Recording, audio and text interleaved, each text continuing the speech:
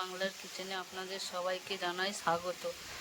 আজ দুপুরের মেনুতে আছে শোল মাছের টক। টাটকা শোল মাছ দেখতেই পাচ্ছ, পুকুর থেকে উঠেছিল জমিতে, আমাদের উনি ধরে এনেছেন।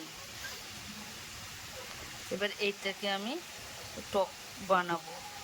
দেখতেই পাচ্ছ শোল মাছের টক করার জন্য কড়া ধুয়ে রেডি করে বসিয়ে দিয়েছি। কড়াটা গরমও হয়ে গেছে। এবার আমি পরিমাণ মতো সর্ষের তেল দিয়ে দেবো। সর্ষের তেলটা একটু বেশিই দেবো, যেহেতু আমি শোল মাছের টক করব। দেখতে পাচ্ছ তেলটা গরম হয়ে গেছে। এবার আমি শোল মাছগুলোকে তেলেতে ছেড়ে দেব।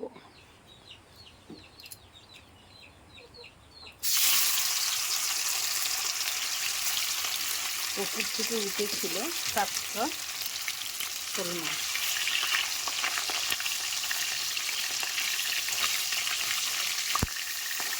প্রচুর পরিমাণে বৃষ্টি হচ্ছে, সেই জল অতিরিক্ত হয়ে গেছে পুকুরে, ওই জন্য শোল মাছ উঠেছিল।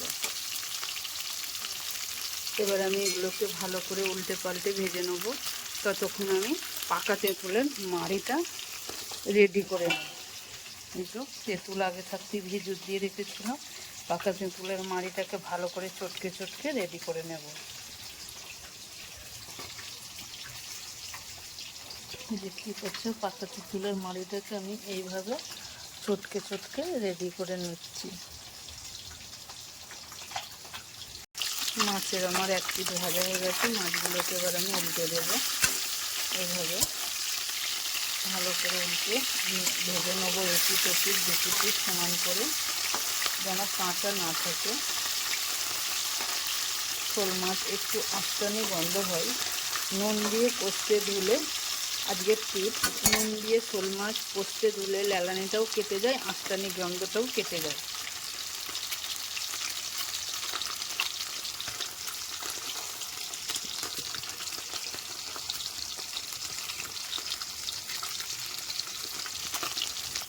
দেখছো পিঠটাও আমার ভাজা হয়ে গেছে। এবার আমি এই পিঠটাকে ভালো করে উল্টে দেব। ভালো করে মুচমুচে করে ভেজে নিলে শোল মাছটা খেতে খুবই ভালো লাগবে। যেহেতু আমি পাকা তেঁতুলের মাড়ি দিয়ে আটা আটা করে শোল মাছের টক করবো, সেই জন্য মাছটা আমি খুবই ভালো করে ভেজে নিচ্ছি।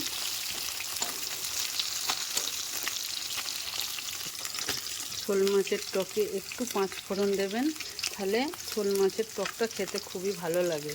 আমি এই মাছের তেলেতেই একই সাথে একটু পাঁচ ফোড়ন দিয়ে দিলাম। যেহেতু মাছটা আর একটু আমি নেড়ে চেড়ে ভাজবো, তার মানে পাঁচ ফোড়নগুলোও আমার ভাজা হয়ে যাবে।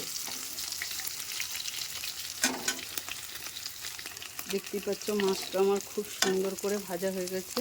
এবার আমি যে তেঁতুলের মাড়িটা করে রেখেছিলাম এক বাটি, সেইটা এই মাছেতেই আমি দিয়ে দেবো। যেহেতু আটা আটা করে আমি শোল মাছের টকটা করব, সেই জন্য বেশি আমি জল দিইনি। যে এক বাটি মাড়ি বানিয়ে রেখেছিলাম পাকা তেঁতুলে, সেই মাড়িটাতেই মাছটা আমার টক হয়ে যাবে। এবার আমি হাফ টেবিল চামচ হলুদ গুঁড়ো অ্যাড করব। হলুদ গুঁড়োটা দিয়েও আমি ভালো করে নেড়ে চেড়ে নেব। হলুদ গুঁড়োটা দিয়ে আমি ভালো করে নেড়ে চেড়ে নিয়েছি। আর দেবো স্বাদ মতো নুন। স্বাদ মতো আমি নুন দিচ্ছি। নুনটা দিয়েও আমি ভালো করে আবারও নেড়ে চেড়ে দেবো। শোল মাছের যেহেতু আমি আটা আটা টক করব, ওর জন্য একটু আমি চিনি দেবো। চিনি দিচ্ছি 3 থেকে 4 টেবিল চামচ। শোল মাছের টকে টক মিষ্টি সমান থাকলে খেতে খুব ভালো লাগে।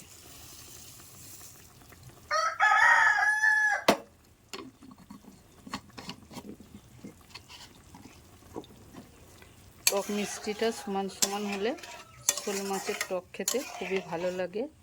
শোল মাছটা ততক্ষণ ফুটুক, আমি আবারও কিছুক্ষণ পর ফিরে আসছি।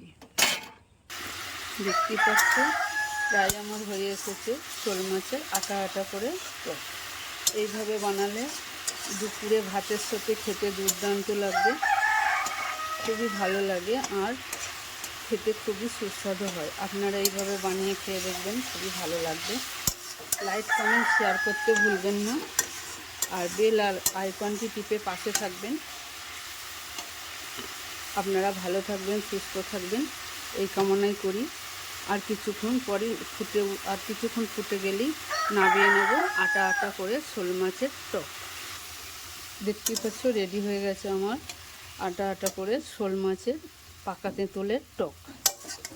এবার আমি নামিয়ে নিলেই রেডি হয়ে গেছে আমার শোল মাছের টক। আপনারা ভালো থাকবেন, সুস্থ থাকবেন এই কামনাই করি। দেখা হচ্ছে নেক্সট ভিডিওয়।